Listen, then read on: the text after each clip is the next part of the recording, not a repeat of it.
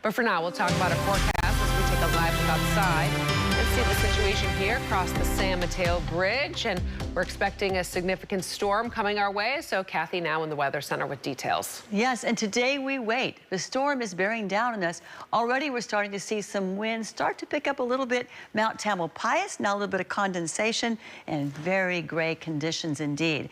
A wind advisory is in effect for the entire Bay Area starting tonight at 10 o'clock, going till 4 o'clock tomorrow afternoon.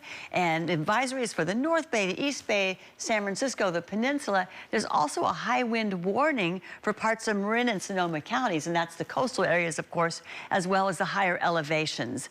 Wind gusts 25 to 45 miles per hour across the Bay Area, and in the higher elevations and at the coast, 45 to 65, even isolated gusts of 70 miles per hour are possible with this system. So the wind is one of the biggest factors with this storm.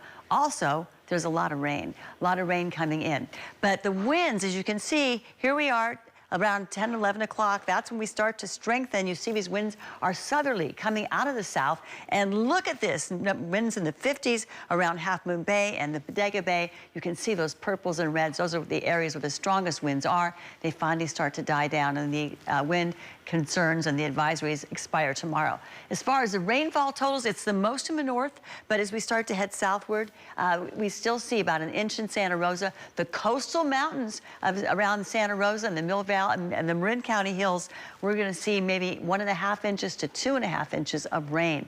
A lot less as we start to head southward, maybe 1/2 inch in Oakland, 4,100ths in San Jose. So it really depends on where you are. Santa Cruz Mountains, we've got lots of wind and rain in the forecast. We have coastal flooding, a possibility around the tidal marshes and wetlands around the Bay shoreline because of a supermoon, which tends to bring high tides, coupled with all this rain.